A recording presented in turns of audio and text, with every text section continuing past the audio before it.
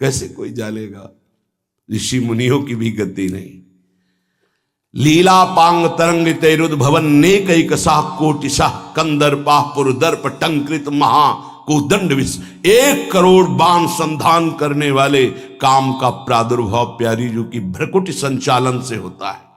लीला पूर्वक जे भी भ्रकुटी संचालन करके प्रेम दृष्टि से देखती है तो करोड़ करोड़ बाणों का एक साथ संधान करने वाले प्रेम रूपी काम का प्रादुर्भाव होता है। अस्त्राणाम अधिदेवता, आज तक कोई ऐसा अस्त्र नहीं कि शिव को विचलित कर दे, शिव की समाधि भंग कर दी। इसलिए सब अस्त्रों में परम अस्त्र वेत्ता काम, और ऐसे काम को जिनकी मुस्कुराहट मूर्छित कर दे वो श्याम, और ऐसे श्याम को जो मूर्छित कर दे वो श्यामाजू की भ्रकुटी से प्रकट किया हुआ काम। काम अर्थात महाप्रेम। भ्रकुट निर्जित मदन मंद सस्मित बदन किए रस विवश घनश्याम पिय गोरी। रुचिर राजत बधु कानन किशोरी। समस्त अस्त्रों के अधिदेवता, जगदीश्वर का मर्दन करने में समर्थ, करोड़ करोड़ बाण संधान करने वाले काम का प्रादुर्भाव महारानी जी की भ्रकुटी से होता है। श्री हित महाप्रभु दिव्य प्रमोद रससार निजांग संग पीयूष वीच निचय रवि सेचयंती। कंदर्प कोटि सर मूर्छित नंद सूनु संजीवनी जयति कापि निकुंज देवी। श्री स्वामिनी जी के श्री अंग से अलौकिक वो शोभा जो लालजू को बेसुध कर देती है। बड़े बड़े मुनियों के ध्यान में भी ये लालजू आने वाले नहीं हैं। योगींद्र दुर्गम गतिर मधुसूदनोपी।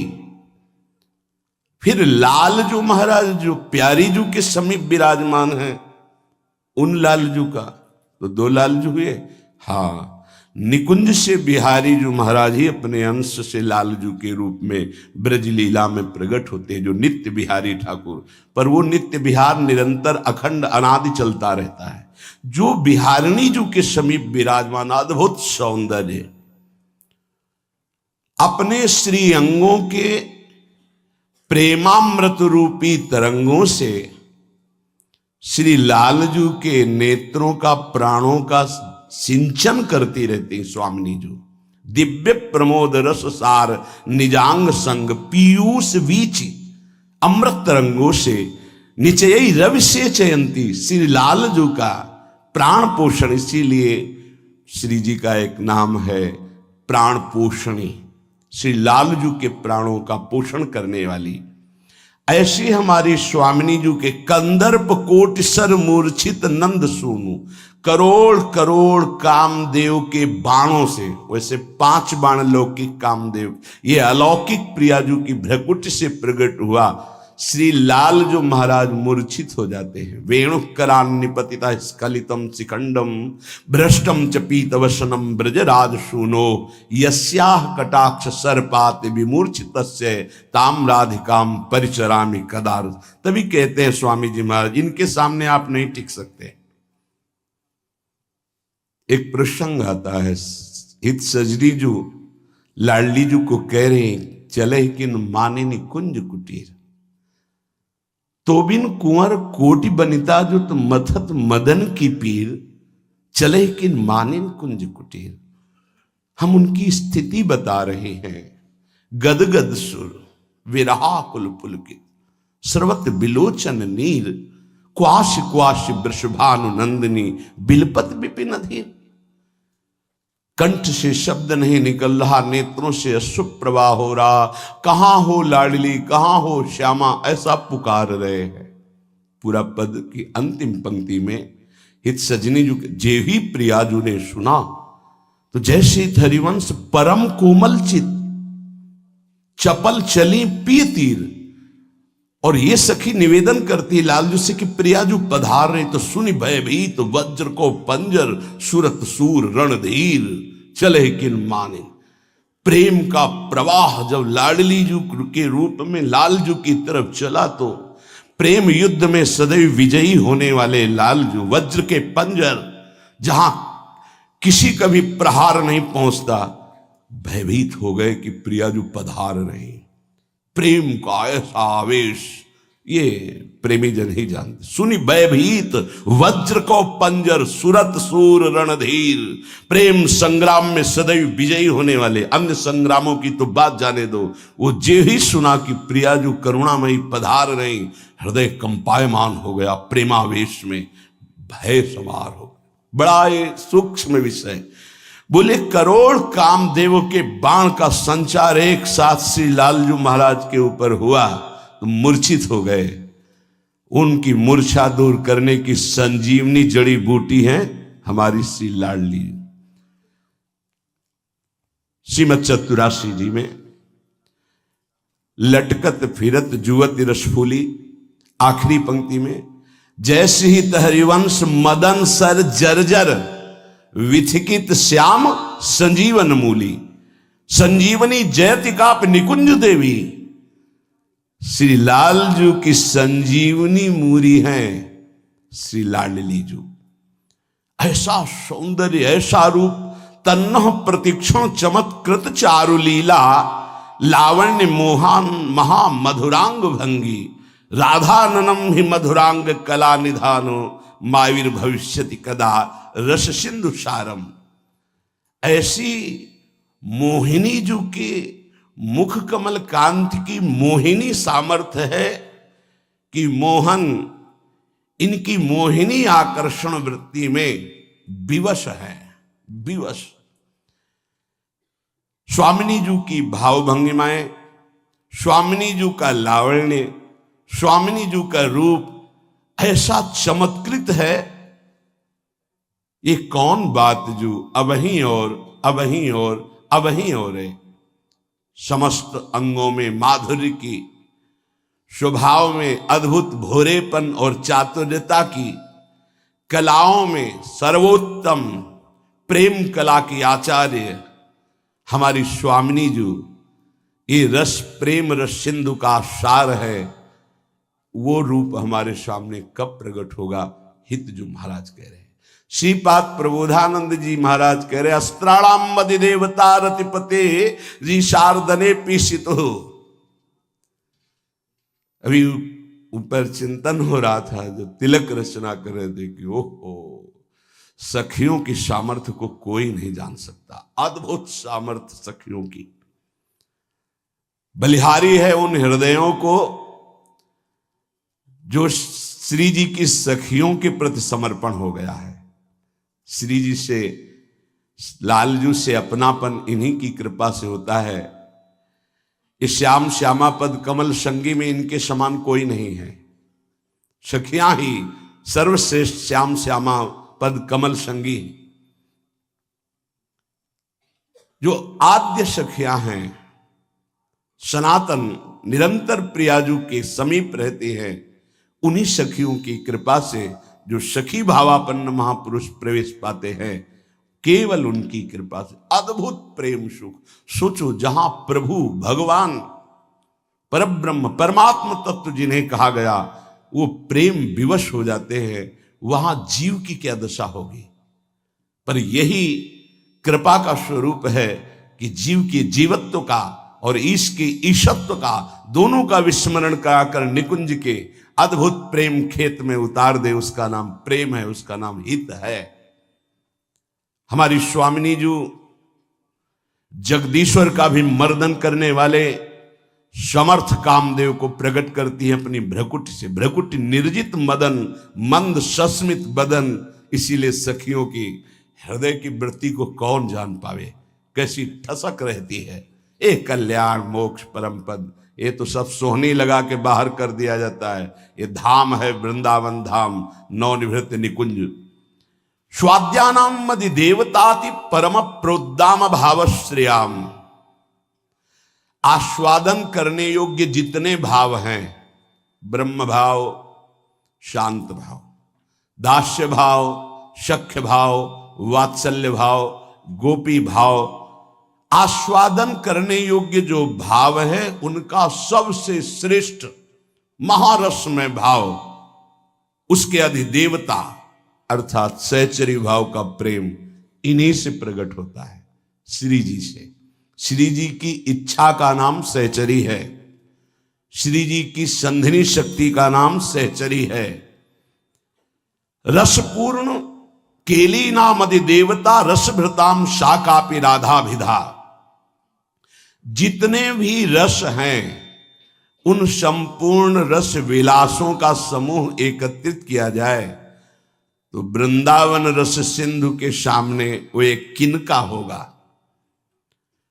वो अनिर्वचनीय रस सिंधु प्रदान करने वाली, अनिर्वचनीय रस भाव प्रदान करने वाली, जगदीश्वर के भी हृदय में क्षोभ पैदा करके उनको भी मूर्छित करने की सामर्थ्य रखने वाली कोई राधा नाम की एक महाप्रेम देवी विराजमान है, जो प्राणानाम अधिदेवता, जो समस्त प्राणों के अधिष्ठात्र देवता हैं कृष्ण, सबका आकर्षण करते हैं, सबकी प्राण शक्ति बने हुए ब्रजपतेर जागृति वृंदावने, उनको जो चेतना प्रदान करती हैं, उनके जो प्राणों की अधिदेवता हैं, उनका नाम राधा है। ऐसे नहीं कहते राधा राधा रटो, बड़े भाग्य हैं जो बात पर विश्वास हो जाए। भ्रूभंगया कोटि कोटि सृजति रतिपतेर वाग विलास सुधाराम। जिसकी भ्रूभंग मात्र से करोड़ करोड़ बाणों का संधान करने वाले काम का प्रादुर्भाव होता है। निकुंज में सोहनी लगाते हैं ये काम, जो करोड़ बाण संधान करते हैं। भ्रूभंगया एक जगह हो तो एक जगह, जिन जिन सखियों ने देखा वो वर्णन कर रही। इसीलिए यहां वेद का प्रवेश नहीं, वेद रसिकन की वाणी, बिना रसिक महापुरुषों की वाणी के निकुंज रस को नहीं समझ सकते। भ्रूभंगया कोटि कोटि सृजति रतिपतेर वाग विलास सुधानाम। कोटिरा विस्करोति स्मित वदन रुचा चंद्र कोटि व्यरणति। पंकैकांग छटाभि प्रणय रस महाम्भोधि कोटि प्रसूते। सा वृंदारण्य एव प्रिय सह विहरति स्वामिनी मम राधिका। हे स्वामिनी मम राधिका, वो मेरी स्वामिनी है। हम जिनकी बात कर रहे हैं, किनकी? जिनके भ्रूभंग इशारे मात्र से करोड़ करोड़ बाणों का संधान करने वाले काम प्रकट होकर जगदीश्वर का भी मर्दन कर देते हैं, जो महान भाव की चरम सीमा को प्रदान करने वाली हैं, जो रस समुद्र में अवगाहन कराने की समस्त कलाओं में प्रवीण करने वाली हैं, जो समस्त चराचर जगत के प्राण हैं, उनकी जो प्राण संजीवनी, उनका नाम राधा है। ऐसी स्वामिनी जी जो चातुर्यता की मूर्ति हैं, कोटि कोटि प्रेमामृत का आविष्कार करके सहचरी और लालजू को पान कराती रहती है, जिनकी मुस्कान मधुर मधुर और जिनकी मुख कांति करोड़ करोड़ चंद्रमाओं की भी चांदनी को लघु करती रहती है, जिनके प्रत्येक अंग का लावण्य रूप सौंदर्य छटा कोटि कोटि महाप्रेम रस के महासिंधुओं को व्यक्त करती रहती है, उनका नाम है राधा। और वो मेरी स्वामिनी है, मम स्वामिनी। उपासक ये बात ध्यान रख ले कि ये जो कृपा हुई है, ये सर्वोपरि कृपा हुई है। तुम्हें अपने मार्ग से इधर उधर ताकने की जरूरत नहीं है। इस मार्ग में कृपा प्रधान है। हम अनाधिकारियों पर पहले ही कृपा हुई है। हमारे कोई सद्गुण, कोई निकुंज उपासना, कोई राधा प्रेम किंचित मात्र नहीं था, तब हम पे कृपा हुई है। अब तो अपने चरण शरण में, अब तो अपने घर में, अब तो अपनी प्रेम पंक्ति में हमें बैठाल दिया गया है। अब हमें चिंता नहीं करनी, अब हमें चिंतन करना है। हमारे हृदय में ये विश्वास हो जाना चाहिए कि मुझ अनाधिकारी के किसी भी साधन को देखकर नहीं घसीटा गया है। अपनी कृपा से मुझे लाडली लाल ने घसीटा है। तो अब वो मुझे इस माया के प्रवाह में बहने नहीं देंगे, पर हमको अब इस कृपा का अनादर भी नहीं करना है। कृपा का अनादर है मनमानी आचरण करना, आज्ञा के अनुसार ना चल पाना। पूज्यपाद श्री उड़िया बाबा जी महाराज कह रहे हैं कि हम समस्त ब्रह्म ऋषियों का, समस्त शास्त्रों का, समस्त भक्तों का निश्चय एक शब्द में बता रहे हैं। समस्त शास्त्रों का, ब्रह्म ऋषियों का, महर्षियों का, भक्तजनों का निश्चय एक शब्द में बता रहे हैं कि भगवत चिंतन निरंतर यही विधि है और जगत चिंतन ना होने पावे यही निषेध है। इतना है सार बात। हर क्षण हमारा प्रियालाल का चिंतन ही विधि है, इसके अलावा सब निषेध है। जगत में पूरा ब्रह्मांड सब आ गया, प्रियालाल को छोड़कर और कुछ हमारा चिंतन हो ये भारी निषेध है। उपासक समझ नहीं रहा है। चिंतन छोड़कर के तुम्हारा जो समय बर्बाद होता है, तुम उसकी कीमत जानते हो? वो तब पता चले कि जब ऑक्सीजन लगता है कि श्वास कितनी कीमती है। एक श्वास लेने के लिए प्राण व्याकुल होने लगते हैं। तुम आराम से श्वास ले रहे हो, व्यर्थ में जा रही श्वासें। अरे भाई, अंतिम समय किस समय है हमें पता नहीं, और अगली योनि कौन मिलेगी ये भी पता नहीं। तो अब हमको अपने चिंतन को संभालना है। संपूर्ण ऋषियों का, शास्त्रों का, महात्माओं का, भक्तों का एक सार शब्द है, आराध्य देव का चिंतन ही विधि है और सब निषेध है। जगत का चिंतन निषेध है। जब साधक उपासक जगत चिंतन का परिणाम ये जो देह है, अशांति है, चिंता है, दुख है, जगत चिंतन का परिणाम ये देह है, बार बार बदलेगी अगर जगत चिंतन में रहोगे। चिंता, शोक सब इसी से ग्रसित है। देखो, जब हमसे अपराध बनते हैं, पाप बनते हैं, तो बाहरी दंड जो मिलता है, अंदर दंड मिलने लगता है निगेटिव विचार, नकारात्मक सोच मार देती है आदमी को। आप लोग समझिए, आपके पाप को कोई नहीं जानता है, तो ये मत समझो कि हम आगे बढ़ते चले जाएं पाप मार्ग में। नहीं, उसका दंड विधान जो बाहरी होगा वो तो होगा ही। शरीर ने पाप किया है तो दंड मिलेगा, पर मुखिया मन ने पेशकार बनकर बुद्धि से स्वीकृति करा ली तो दोनों को दंड मिलेगा, बुद्धि को भी और मन को भी। क्या दंड मिलेगा? वो पाप नकारात्मक सोच, नास्तिकता पैदा कर देगा, निगेटिव विचार पैदा कर देगा, मार दिया। अनंत जन्मों में हमको आज मनुष्य जन्म मिलकर के भगवत प्राप्ति का अवसर मिला था। नकारात्मक, नास्तिकता ये दोनों बराबर उसको पीड़ा पहुंचाएंगी। हमारी कामना नहीं पूर्ण की तो हम भगवान को गालियां देने लगे, भगवान के विरुद्ध। ये क्या है? क्या है? तुमने कभी बैठकर अपनी स्थिति की तरफ विचार किया कि हम किधर जा रहे हैं? कम से कम हम गलत हैं पर सत्य को स्वीकार कर रहे हैं, तो निकलने का तो रास्ता है। आपने तो निकलने का ही रास्ता बंद कर दिया नास्तिकता ला करके। कम से कम हम गलत हैं पर हम सकारात्मक सोच के द्वारा अपनी गलती को सुधार तो सकते हैं। आपने नकारात्मक सोच के द्वारा अपना नाश प्रारंभ कर लिया। बहुत ध्यान देने योग्य विषय है। और कोई दंड दे या ना दे, बैठे बैठे नकारात्मक सोच आपको जलाती रहेगी। जगत चिंतन का परिणाम ये देह है, चिंता है, शोक है, भय है, नकारात्मक चिंतन।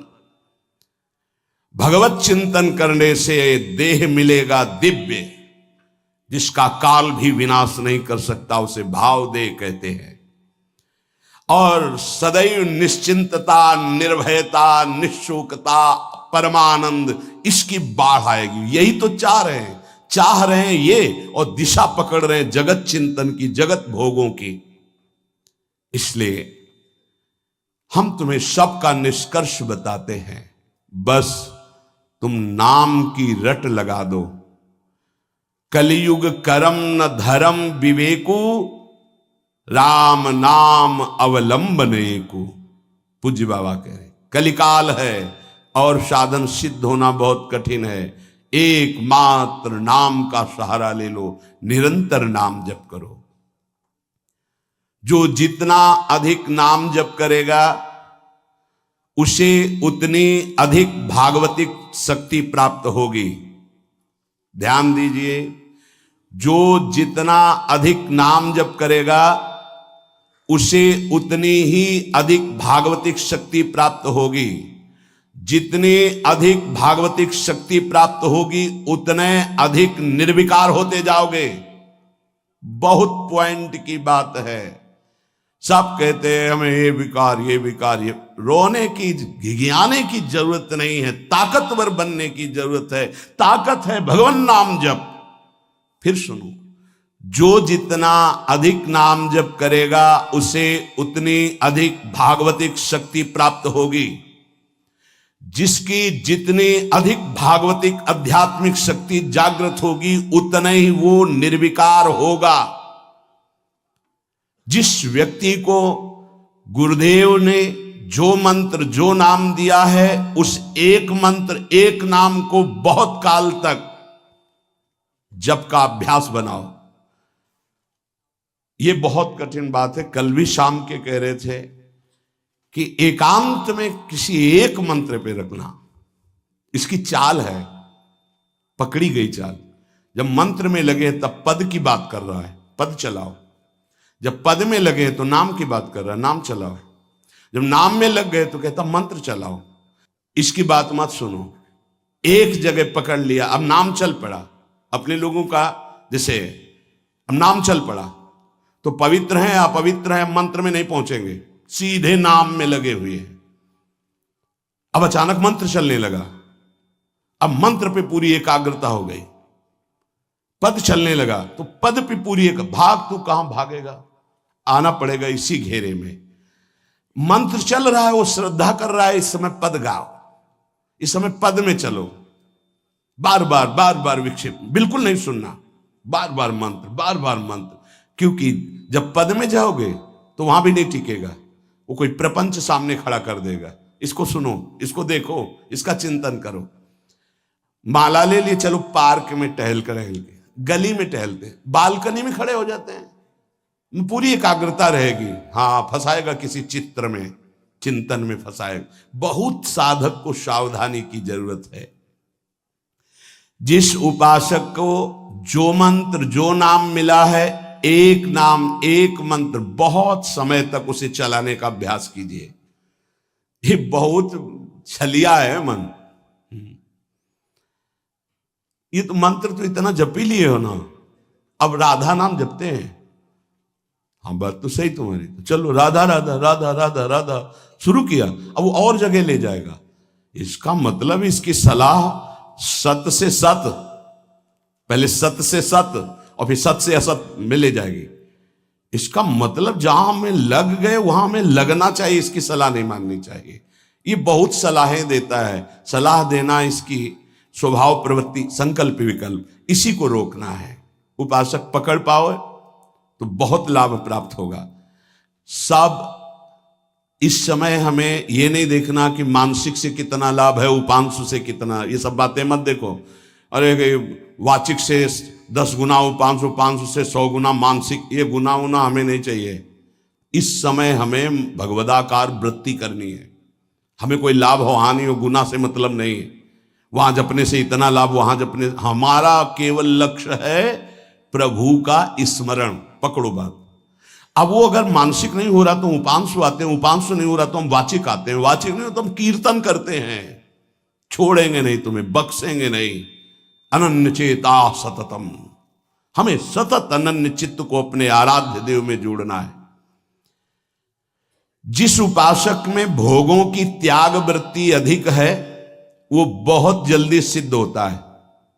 पकड़ो, जो पुरुषार्थ तो करता है पर साथ में भोगों को भी भोगता है, उसकी आसक्ति भजन में नहीं हो पाती, वो आगे नहीं बढ़ पाएगा जब तक वो अपनी वृत्ति को सुधारेगा नहीं। जो तत्व ज्ञान प्राप्त करना चाहता है या प्रेम प्राप्त करना चाहता है, उसको चाहिए कि सदगुरु की अधीनता स्वीकार कर ले, क्योंकि बिना सदगुरु की अधीनता के उसे परिपक्व अवस्था प्राप्त नहीं होगी। जो सदगुरु बतावें, नियम दे, उनका अक्षरशः पालन करे। जब सदगुरु की कृपा से अधिक जप होने लगता है तो शरीर के परमाणु नामाकार मंत्राकार हो जाते हैं।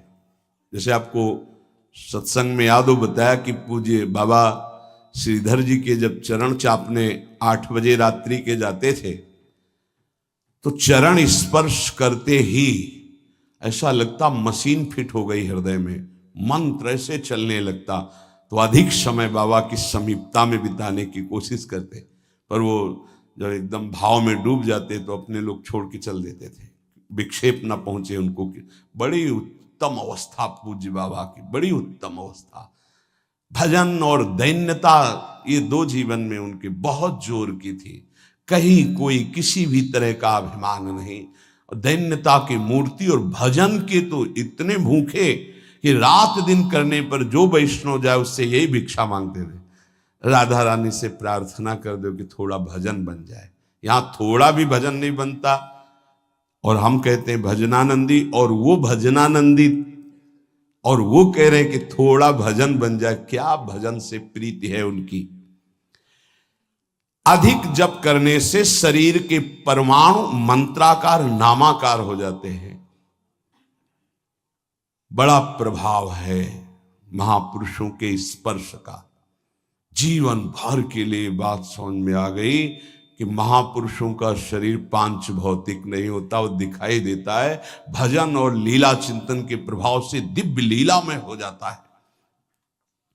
अधिक जप करने से शरीर के परमाणु मंत्राकार हो जाते हैं, नामाकार हो जाते हैं। सच्ची हम जीते ही उनकी चरण रज से, उच्छिष्टामृत से, उनकी करुणा कृपा से ही हमारा जीवन है, चाहे परमार्थ में चाहे स्वार्थ में, गुरुदेव की कृपा से ही। जो नाम है इसमें सूचि असुचि, पवित्रता पवित्रता, समय कुसमय, स्थान कुस्थान, इसका कोई विचार नहीं। लेकिन मंत्र में इसका विचार। मंत्र नहीं चला सकते कि शौचालय में बैठे मंत्र जप रहे हो, या आप लघु शंका करते हुए मंत्र जप रहे हो, या आप शौचालय लघु शंका से निवृत्त होकर पवित्र नहीं हुए, वही कपड़े जो शौच में वही नहीं, ऐसे नहीं, फिर आपकी बुद्धि विकारग्रस्त हो जाएगी। ये महापुरुषों के निर्णय है। जो नाम जप करता है, भगवान नाम कीर्तन करता है, तो उसमें निश्चित भाव जागरण होता है। पर हमारी प्रार्थना है, निवेदन है, पूज्य बाबा कह रहे, असलियत में जब तक तुम्हारे अंदर कोई भाव तुम्हें बेशुद्ध न कर दे तब तक कोई नाटक मत करना। अरे बड़े भावुक हैं भाई, ऐसे से ऐसा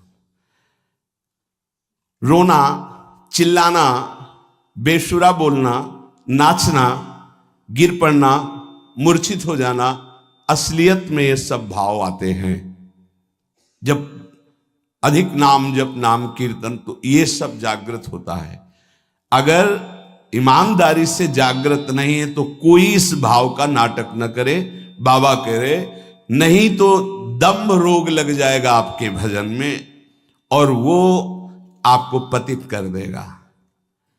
अत्यंत बड़े हुए भाव के आवेश में जब आपको स्मृति ना रहे तो दूसरी बात नहीं। आप कभी ऐसे भावों का प्रादुर्भाव दिखावा ना करें, नहीं तो दम्भ लग जाएगा।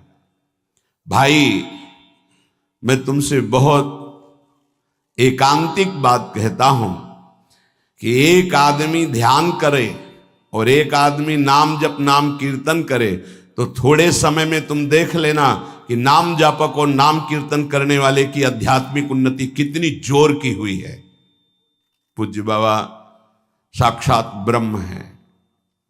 इन्हीं की कृपा प्रसाद से पूज्य पंडित गया प्रसाद जी महाराज ब्रजमंडल के सिद्ध महापुरुष, इन्हीं को गुरुदेव के रूप में वर्ण करके ऐसी उच्च अवस्था प्राप्त की थी कि गीता वाटिका से भाई जी और राधा बाबा परम प्यार दुलार आदर पूज्य पंडित गया प्रसाद जी का करते थे। देखो कलयुग को बहुत खराब बताया गया है। पूज्य बाबा कह रहे युग है भी इसमें बहुत दोष, परंतु हम आपसे कहते हैं कि कलयुग बहुत महिमामय भी है। बड़े बड़े ऋषि मुनि देवता याचना करते हैं कि मुझे कलयुग में जन्म मिले। क्यों? क्योंकि केवल नाम जप और नाम कीर्तन से इसमें वो पद प्राप्त होता है जो बड़ी बड़ी तपस्या, यज्ञ, ध्यान, साधना से भी नहीं होता। ये बड़े अमृतमय वचन, इनको पकड़ो। सार बात नाम जप, नाम कीर्तन, गुण कीर्तन। देखो स्वयं भगवान ने कहा है यज्ञानाम जप यज्ञोस्मि, सब यज्ञों में श्रेष्ठ यज्ञ मैं हूं, जप यज्ञ। अब यज्ञ, अश्वमेध यज्ञ, राजसूय यज्ञ, बड़ी बड़ी यज्ञ जो चक्रवर्ती सम्राट, महाबलशाली पुण्यात्मा राजर्षि करते थे, उन सब यज्ञों में श्रेष्ठ है जप यज्ञ। देखो इस जप यज्ञ में ना तो शुद्ध घी की आवश्यकता है, इस जप यज्ञ में ना तो मंत्रवेत्ता ब्रह्म ऋषि की आवश्यकता है। यज्ञ में बड़ी जानकारी, बड़ी व्यवस्थाएं सुव्यवस्थित करने पर ही फल मिलता था। जैसे यज्ञ करता कोई अंग भंग नहीं होना चाहिए, किसी भी अंग में किसी भी तरह की कोई कमी नहीं होनी चाहिए। अगर एक आंख काम नहीं करती तो तुम यज्ञ में सफलता प्राप्त नहीं कर सकते, बैठ नहीं सकते, यजमान नहीं बन सकते।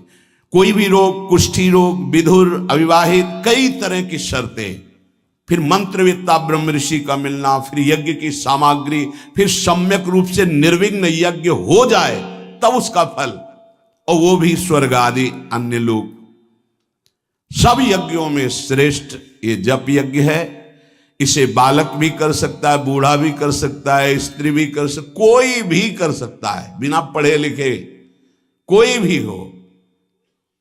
राधा राधा जपने के लिए कौन सी विद्या पढ़ने का, ये पराविद्या है, ये आ गई तो सब विद्याएं जागृत हो जाएंगी। जो ब्रह्म विद्या, तत्व ज्ञान या प्रेम का रहस्य, ये सब जागृत हो, ये पराविद्या है राधा नाम।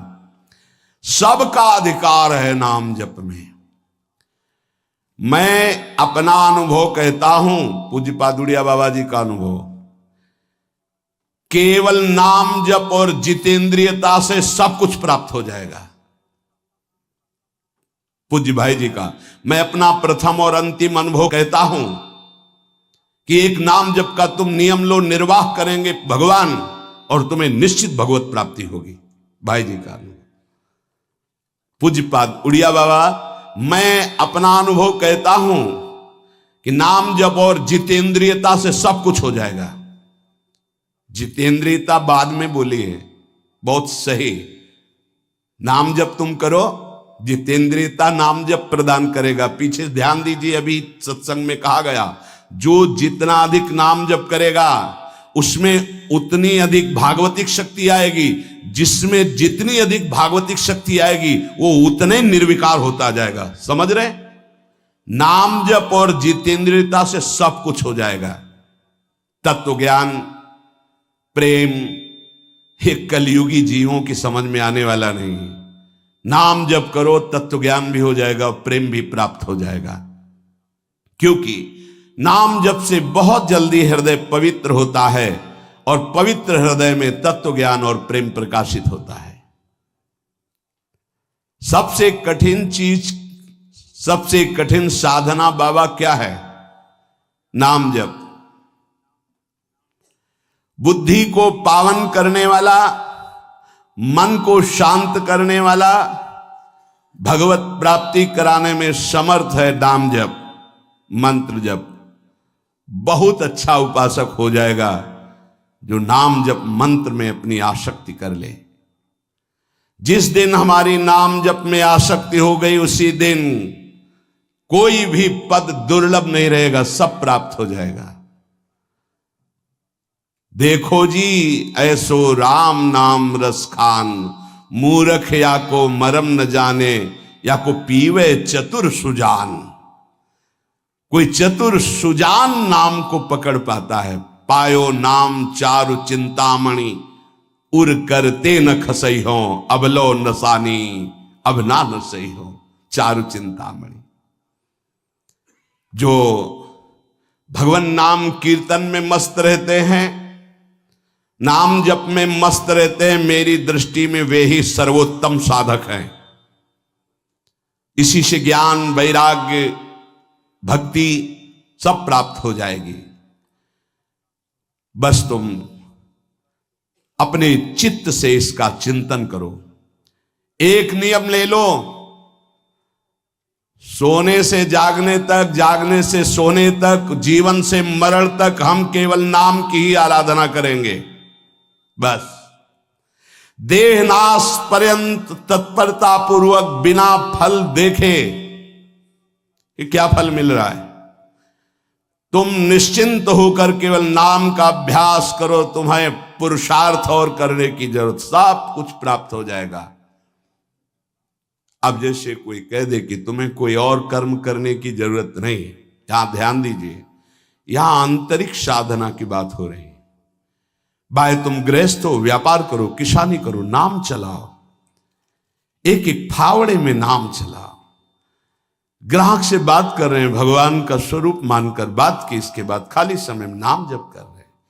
विद्यार्थी हैं, अपने स्कूल का कार्य किया, शेष समय जितना जो हम समय बर्बाद करते हैं उसमें नाम जप कर लिया, महान बुद्धिमान हो जाएगा वो।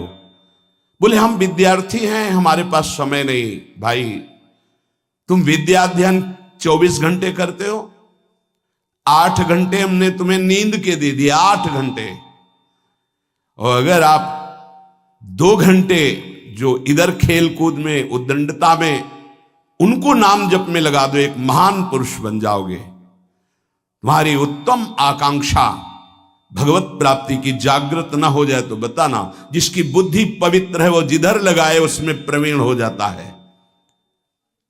नाम जप के लिए सब, हम गृहस्थ हैं, हमारे पास समय, हम विद्यार्थी, हम व्यापारी। भाई ये कितने दिन रहेगा व्यापार, कितने दिन रहेगी ये विद्या, कितने दिन रहेगा तुम्हारा ये धन, वैभव, ऐश्वर्य। अंतिम में ये नाश का खेल यहां अवश्य होता है। इसका नाम ही मृत्यु लोक है। यहां सब कुछ मरा हुआ है, प्रतिपल मर रहा है। जो तुम्हें दिखाई दे रहा है वो नहीं दिखाई देगा, आज है कल नहीं दिखाई देगा। गाड़ी में गाना बज रहा है, बड़े रफ्तार से गाड़ी चल रही है, बड़ी मस्ती, 1 सेकेंड में सब के सब राधे श्याम। उनको क्या पता कि ये मस्ती बस अगले सेकंड में नष्ट होने वाली, ना देह रहेगा और ना ये मस्ती रहेगी। इसलिए राधा राधा राधा, यदि राधा नाम कीर्तन चल रहा है, अगर देह छूट भी जाए, किसी कारण से नवीन देह मिलेगी तो बहुत उत्तम मिलेगी, बढ़िया संस्कार मिलेंगे, क्योंकि नाम। और अगर कहीं अंतिम चिंतन में राधा ही नाम, ये हम कह रहे सुनने की, और अगर चिंतन में राधा नाम रहा, शरीर छूटा, तो श्री जी को प्राप्त हो जाओगे। जिनको नाम चिंतन में आनंद आने लगा, उनको किसी और साधना में मन को हटाकर लगाने की जरूरत नहीं है। प्रतिज्ञा करो, बाबा कह रहे हैं, प्रतिज्ञा करो, एक भी श्वास खाली नहीं जाने देंगे।